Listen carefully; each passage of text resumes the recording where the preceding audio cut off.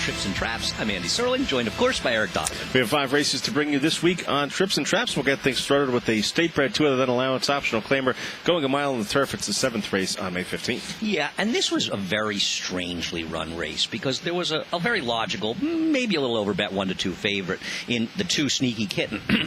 Will appear to be the speed in a relatively paceless race, breaks on top, and I also want to show a long shot of runs last, Sky Blue Pink, and talk about the pace in general, and Sky Blue Pink may be a horse to look for in the future. And I don't know what to do with the favorite, Sneaky Kitten, going forward, but I don't know what the connections was Joel Rosario riding under instructions, or did he make this decision to strangle the horse back when they're crawling up front and allow 2 closers to walk, well, one horse who has speed and another closer to walk on the front end and run 1-2? Yeah, it didn't make much sense for a horse that breaks on top to be back to 6th here. I mean, this isn't the typical kind of ride from Joel. No. He's usually fairly aggressive, and especially with the horse that is the heavy favorite here, 55 cents to the dollar. You figure he's just going to want to break on top and put this horse on the point and let everyone come and get him. Yeah, I mean, sometimes you see riders and they're not that experienced or they're not that good, and you understand they just don't ride that well. But Joel might be the best rider in the country, and certainly with Ramon on the shelf, it's a much easier argument to make.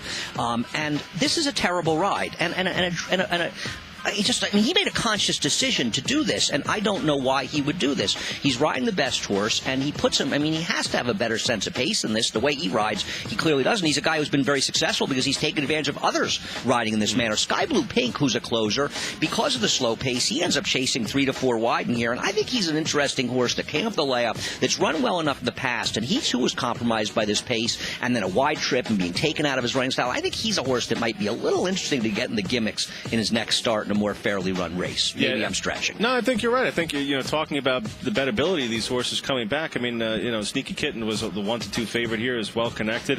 Has some big running lines as well. He's going to be a sure price next time, regardless of who he runs against, as long as he's in some kind of similar type of condition. But Sky Blue Pink could be a big price, and you know what? Sky Blue Pink must have had a problem last year because he was 5 years old last year. He only made 3 starts from September until November, so there must have been an issue there. If you think he came back and ran a big race here or a decent, he didn't run a big race. He ran like a little better than a hidden race here, then he's the horse that I think next time out you'd want to take a shot with and say, maybe he can improve a little bit. We've seen this trainer, Brad Baker. He doesn't have a lot of horses, but he's had some success before. He was also taking 2 pads off for this race, so I think there's reason to believe maybe what issues he had, he may have gotten past him. As far as Sneaky Kitten, he was the best horse in this race, but because of a curious decision, I just can't. It's not.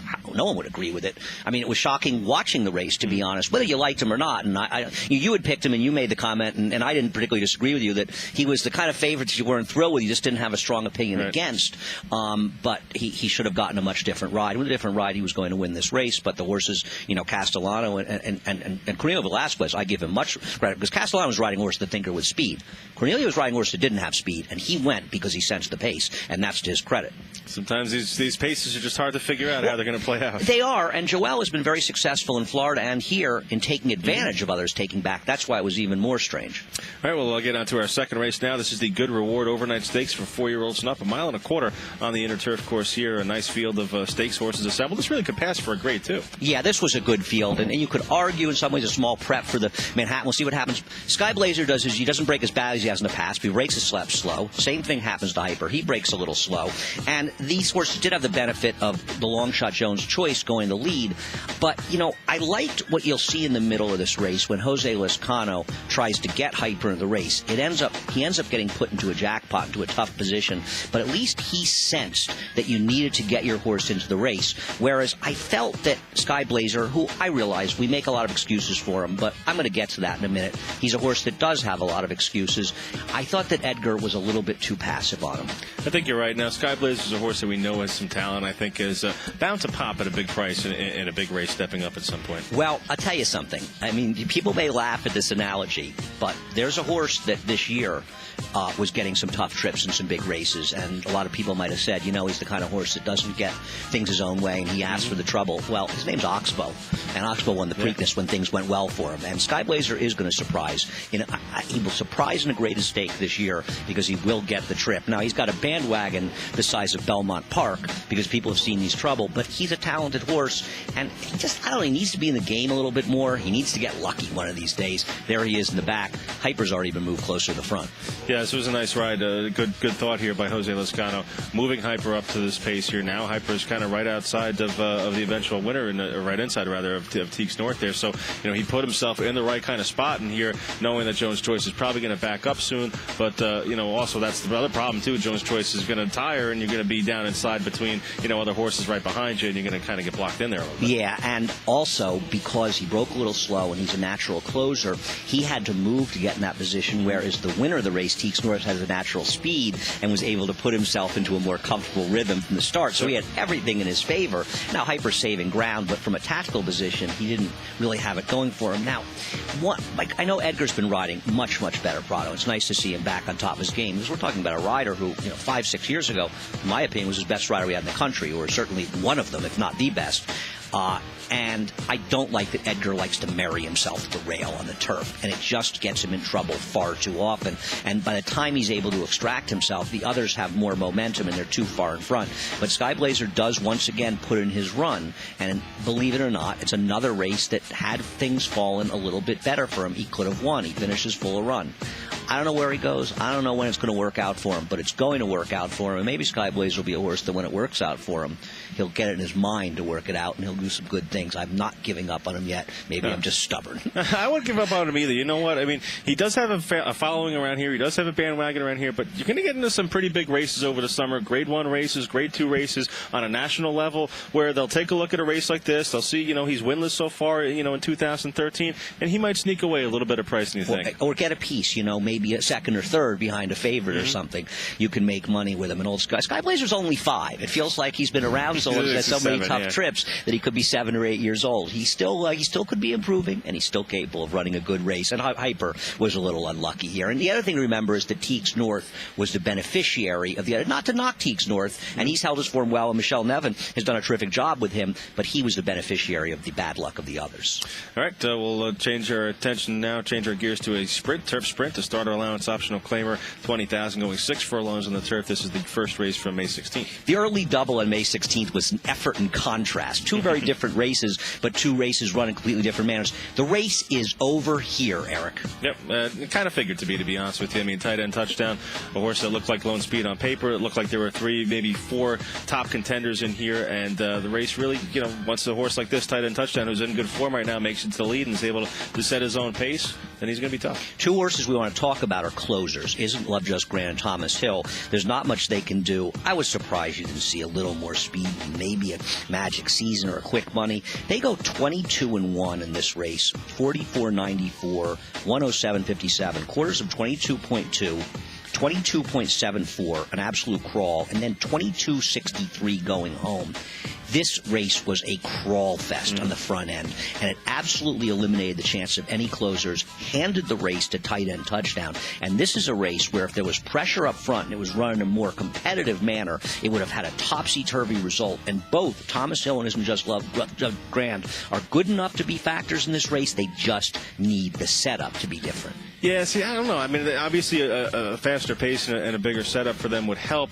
I just think that they, on paper going into this race, looked like they were at best, the 5th best horse in here. I think they'd be better off just dropping and you get a shorter price next time out. But I think they're more likely to win if they take a drop and get a race where there's some pace in there. I'm going to respectively disagree. Okay. I think if you've gotten against these type of horses and it was a competitive race up front and that basically didn't run 1, 2, 3 around the racetrack in a monstrously slow pace on a very firm turf course, then you could have a different result. I hear you. Obviously, they could drop and it would help them. I'm just not really sure. And I think it's the opposite spectrum, though. Like, they got unlucky here because there was a horse that got loose in the lead, but on the other hand, they would need to get so lucky where they would get such a fast pace in a race that's how lucky? They would win. Is that lucky to get competitive? But around here, it's lucky to get competitive paces because we don't see it. I'm not saying they have to go 21 flat, right. But, just to compare it, the feature, which was on the same course, the 8th race that day, going, I believe, 6 furlongs, they went 21-2 to the first quarter. No, this was a slow pace, there's no doubt about it. Was the heavy favorite to look great on paper, and he folded in the stretch. A big, big difference. It's just an effort. And next time these horses run, just take a look, and maybe it sets a little differently. I hear what you're saying. It's an interesting discussion,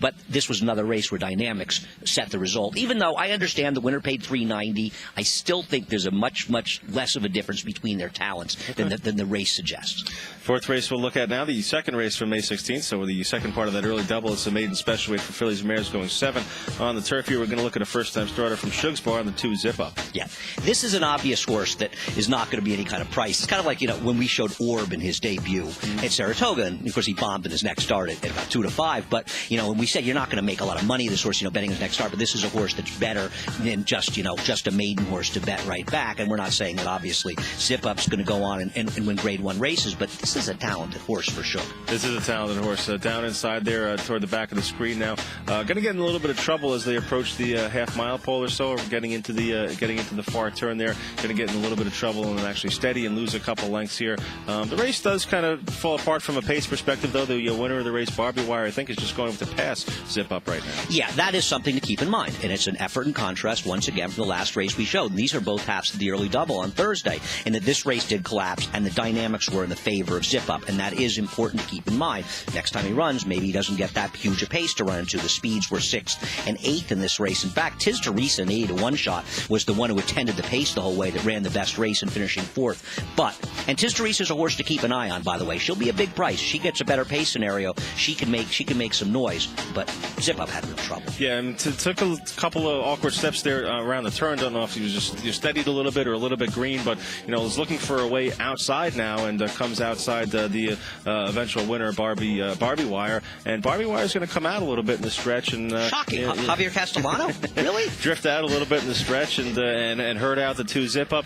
Not a terrible herd out, but for a first-time starter who ran a little bit greenly, I think Zip Up, but I think it had an effect on her, no doubt. Yeah, that steady on the turn in the back. This is a horse that it was green, and others were green in there, and he certainly kept running. And this one, actually, I thought the herding looked worse on the pan here, but there is a clear herd. Not saying the horse should have come down, but clearly, this horse does come out and intimidate a first-time starter. Yeah, no, definitely there, right there. That's a big difference. For the final margin was 3/4 of a length. Not to say that Zip Up would have definitely won the race had there not been that incident in the stretch there, but it could have been a little bit closer. Yeah, it could have been closer, and that's something that Javier does, and it's something our stewards allow. Listen, it's just a question of what you allow, and herding works, believe it or not. Whether or not you think it's legal, it's another discussion. It does work, that's for sure. If you're on the horse, a Gallop racer.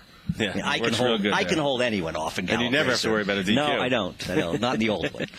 The last race will bring you the 7th race from May 18th, a $20,000 Maiden Claiming. We're looking at Kieran McLaughlin's horse here, the number 11 Kahar, a second-time starter who really was not involved in the first race and then breaks on top here and gets involved in a pretty strong pace here. Yeah, I don't know what the rider was thinking in here, a bug rider, or maybe the horse just took off on him, but for what reason this horse got involved in a monstrous pace duel with 2 long shots, a 16 to 1 shot and a 65 to 1 shot. The 16 to 1 shot did finish ahead of him in this race, but they were flying up front. Even the pace they outlook, but the turf was good, and for these horses and the way the race was run, Quar was an interesting horse, and he took some money in here because he had trouble in his first start and ran a lot better than it looked. I think he'd finished 6th in there.